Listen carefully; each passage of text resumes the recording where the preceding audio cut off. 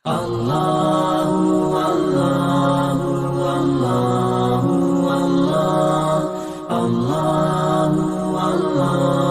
عورت آئی، ایک لڑکی آئی، یا رسول اللہ میری شادی ہونے لگی، میرے خامند کا کیا حق ہے میرے اوپر؟ دونوں طرف کی میرے نبی نے زندگی سکھائی۔ میرے نبی نے فرمایا تیرے خامند کے جسم پہ پھوڑے نکل آئیں، پھوڑوں میں گندا پانی جمع ہو جائے، پیپ جمع ہو جائے، اور تو زبان سے چاٹ چاٹ کے اس کے زخموں کو دھوئے، تو بھی تو نے اپنے خامند کا حق ادا نہیں کیا ہے۔ تو اس طرح لائف کو بیلنس کیا میرے نبی نے کہ ایک گھر کیسے چلتا ہے اور کس طرح خوبصورت بنتا ہے، وہ میرے نبی کے اخلاق ہیں۔ آپ سب سے ایک بات کرتا ہوں، برداشت کرنا سیکھ لیں، زندگی خوبصورت ہو جائے۔ صرف سارے اخلاق کو میں جمع کروں ایک لفظ میں، برداشت، اور اس کو شریعت میں صبر۔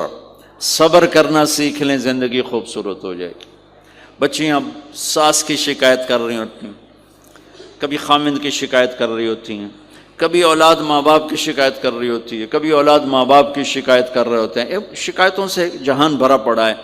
آپ شکایتوں کو دفن کر کے ہونٹ سی لیں، صبر، آہ نہ کر لبوں کو سی، عشق ہے دل لگی نہیں، سینے پہ تیر کھائے جا، آگے قدم بڑھائے جا، یعنی زبان حال سے کہہ دے کہ ہاں ستائے جا۔ جو ستاتا ہے چپ ہو جاؤ، جو ستاتا ہے چپ ہو جاؤ۔ اللہ کی قسم آپ ایسی طاقت بنو گے کہ پہاڑ بھی راستہ دیں گے۔ سب سے مشکل رشتہ خامند اور بیوی ہے۔ سینکڑوں آیات اس کے لیے اللہ نے اتاری، ماں باپ کے لیے چند آیات، اولاد کے لیے چند آیات، بہن بھائیوں کے لیے چند آیات ہے، خامند اور بیوی کے لیے قرآن پڑا ہے، پوری سورت اتاری ہے، اور سینکڑوں آیات اتاری۔ چونکہ ایک اس رشتے کی اہمیت، ایک اس کی نزاکت اور کمزوری کہ کوئی رشتہ ٹوٹتا نہیں سوائے خامد اور بیوی کے۔ میں ماں کا بیٹا ہوں، باپ کا بیٹا ہوں، اچھا ہوں یا برا ہوں، انہی کا ہوں۔ میرا نسب میری نافرمانی سے بدل نہیں سکتا۔ میں اللہ بخش کا بیٹا ہوں، میرا یہ نسب بدل نہیں سکتا، اچھا ہوں یا برا ہوں، اللہ ان کی قبر روشن کرے۔ خامد اور بیوی کا رشتہ ایک بول پہ ٹوٹ جاتا ہے، ایک بول پہ ٹوٹ جاتا ہے۔ اس لیے اس کو بچانے کے لیے آیات آیات آیات، اور میرے نبی کی شادیاں کہ کس طرح ایک گھر کو لے کے چلتے ہیں، کس طرح ہر مزاج کی عورت کے ساتھ سلوک کرتے ہیں۔ جہاد کا سفر، کاروباری سفر نہیں، میرے نبی کا، اور چلنے لگے، اعلان ہوا کوچ کرو، سب نے سواریاں کس لیں، سامان کس لیا، یوں چلنے کا حکم ہو رہا ہے۔ اور حضرت عائشہ رضی اللہ نے اپنا یوں دیکھا، اونٹنی پہ بیٹھ گئی تھیں، ہار کوئی نہیں۔ یا رسول اللہ میرا تو ہار کوئی نہیں، میرا ہار گم ہو گیا ہے، میرا ہار تلاش کریں، ہم پھر چلیں گے۔ تو میرے نبی کہتے تو وڈی آئی نواب زادی، میں جہاد تے بہ جانا، تینوں ہار دی پائے گی، چل اگو لگ۔ میرے نبی نے کہا چلو بھائی عائشہ کا ہار تلاش کرو۔ اللہ کی قسم میں جب یہ واقعات پڑھتا ہوں یا سناتا ہوں، میں خود حیرت میں ڈوبا ہوتا ہوں کہ کیا کر دیا میرے نبی نے۔ جہاد کا سفر، اور میرے نبی کا ہار تلاش کرو بھائی، اب سارے ہار تلاش کر رہے ہیں۔ اس دن چھپ گیا اور ہار کی تلاش تو بند ہو گئی، اور سفر بھی بند، چونکہ اندھیرے میں کہاں جائیں گے۔ اور آپ کے ماتھے پہ شکن، عائشہ تیری وجہ سے ساری مصیبت ہے، اللہ دے بندی تو ہار دے مگر پہ گئی، کیڑی گل ہے ہار دی؟ ایک لفظ نہیں فرمایا۔ سارے قافلے نے قیام کیا۔ عشاء تک تو پانی تھا، وضو کا پانی ختم ہو گیا، عشاء مغرب عشاء پڑی اکٹھی تو پانی ختم ہو گیا۔ اب پانی ختم ہو گیا تو فجر کی نماز آ رہی ہے، پانی کوئی نہیں ہے، تو سارے صحابہ نے ابو بکر پہ چڑھائی کی، ویکھے تیری دھی دے مگر ساڑے نال کی بنی، ہوں اسی نماز کی میں پڑھنی ہے، پانی تو ہے نہیں تو وضو کی میں کرنا ہے۔ اب ابو بکر کو غصہ چڑھا، ایک دم، وہ تو باپ تھے، وہ گھس گئے خیمے میں۔ آگے دیکھا تو اللہ کے نبی اما عائشہ کی گود میں سر رکھ کے سوئے ہوئے تھے، اور اماں جی ایسے بیٹھی تھی، آپ کو سارا دیکھ رہی ہوں۔ اب بولیں تو خطرہ ہے آنکھ کھل جائے گی، اور غصہ بھی چڑھا ہوا ہے، باپ بھی ہیں، تو اب مجھے دیکھو کیا کر رہے تھے.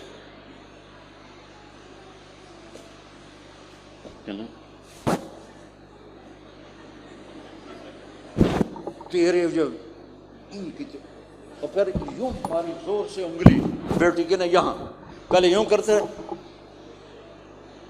پھر ایسے ماری زور سے. وہ کہنے کہ میں ایسے سخت ہو گئی تاکہ میں ایسے نہ ہوں کہ اگر میں تھوڑا حرکت کی تو اللہ کے نبی کی آنکھ کھل جائے گی، تو ماری گا ٹھا ٹھا ٹھا، وہ منہ سے کہہ رہے اور وہ ایسا کر کے بیٹھی جم کے، غصے میں باہر چلے. اب آپ کی آنکھ کھلی فجر پر، تو عائشہ نے کہا یا رسول اللہ وہ تو باہر تو بڑا مسئلہ ہو گیا ہے، پانی کوئی نہیں ہے اور نماز کا وقت ہو گیا ہے، وضو کیسے کریں؟ سبحان اللہ. اللہ نے قانون بدل دیا، دنیا میں پہلی دفعہ ہونے لگا ہے. 1,24,000 نبی آئے، پانی نہ علی وضو ہو سکتا ہے، اس کے علاوہ نہیں ہو سکتا. میرے اللہ نے قرآن اتارا فَإِن لَّمْ تَجِدُوا مَاءً فَتَيَمَّمُوا صَعِيدًا طَيِّبًا فَامْسَحُوا بِوُجُوهِكُمْ وَأَيْدِيكُمْ مِنْهُ. اچھا میرے بندو پانی مک گیا ہے، چلو مٹی چاہتے منہ تے مارو تے دوئی چاہتے ہتھاں تے مارو تے تمہارا وضو ہو گیا، چلو تیمم کرو اور نماز پڑھو. اب وہ جو سارے ابو بکر پہ غصے ہو رہے تھے نا، عائشہ کہنے لگے واہ ابو بکر بھائی تیرے تو فعل کی کم بن گیا، تیری دھی دے تو فعل کی کم بن گیا. تو اسید بن حزیر پہلے ذرا زیادہ گرم ہوئے تھے، تو وہی ابو بکر تیرے گھر کی یہ پہلی برکت نہیں ہے، پہلے بھی بہت شمار برکتیں تیرے گھر کی طفیل امت کو ملی ہیں. تو اللہ نے تیمم کی آیت اتار دی. حضرت عائشہ کو ڈانٹ پلانے کی آیت نہیں آئی کہ میرے نبی تیری بیگم کے ہار کی وجہ سے میرے دین کا کام رک گیا اور میرے بندوں کی نماز خراب ہو گئی اور ان کو پانی سے محروم ہونا پڑا. میں قربان جاؤں اپنے رب پر، اپنے حبیب پر، اس ماں عائشہ پر. دنیا کی واحد عورت ہے جس کے سینے پر سر رکھ کر کسی نبی نے جان دی ہو.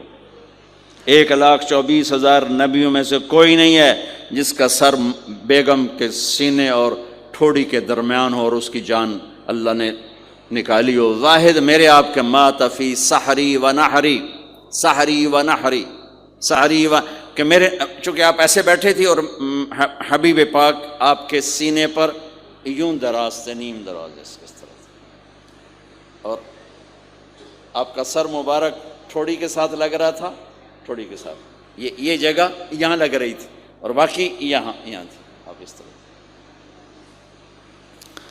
اور واحد خاتون ہے جن کا حجرہ کسی نبی کی آرام گاہ بنا، ابدی آرام گاہ بنا. واحد اماں عائشہ ہیں جن کے حجرے کو اللہ نے کسی نبی کے آرام گاہ بنایا.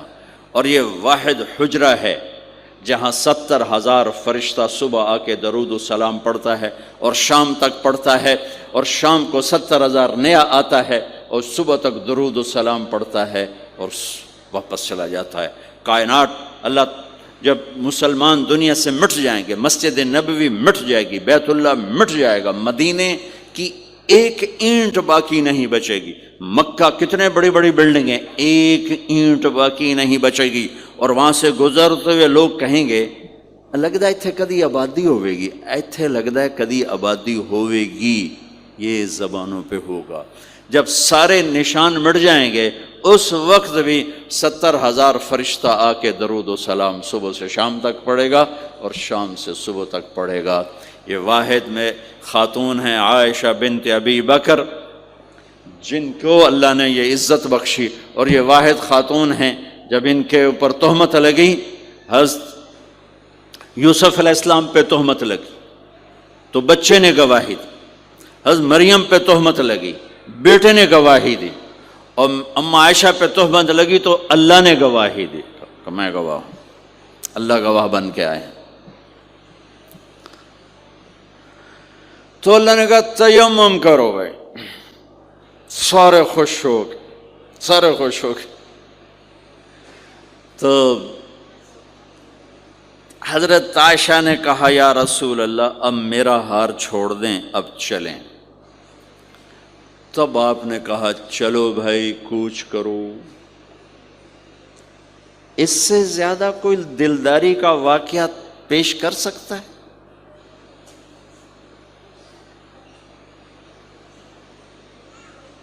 سبحان اللہ۔ اور جب اونٹنی کو اٹھایا گیا وہ ہار کا دھاگا ٹوٹا اور پھسل کے اونٹنی کے نیچے چلا گیا۔ وہ سارے کھبے سجے ویندے رہ گئے، ہار نیچے پڑا تھا۔ جب اونٹنی کو اٹھایا تو ہار نیچے سے نکلا، تو صاحب نے کہا لے بھی عائشہ اے تیرا ہار بھی لب گیا۔ یہ دلداری ہے میرے نبی کی، یہ ہمیں سکھایا۔ کہیں عورتوں کی بدتمیزی بھی انتہا کو پہنچی ہوتی ہے اور وہ اپنے گھر اجاڑ دیتی ہیں اپنی زبان کی شدت کی وجہ سے، اپنی بد اخلاقی کی وجہ سے، لیکن کوئی زیادہ معاملہ مردوں کی طرف سے خراب ہوتا ہے تو شریعت نے بھی اس کو زیادہ بیان کیا اور میرے نبی نے بھی اس کو اجاگر کیا۔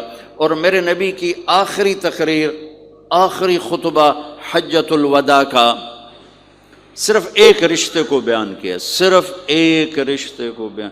ہم کتنے رشتوں میں جکڑے ہوئے ہیں، ماں باپ، بہن بھائی، چاچا تایا، خالہ خالو، دادا دادی، نانا نانی، ساس بہو، کتنے ہم رشتوں میں جکڑے ہوئے ہیں۔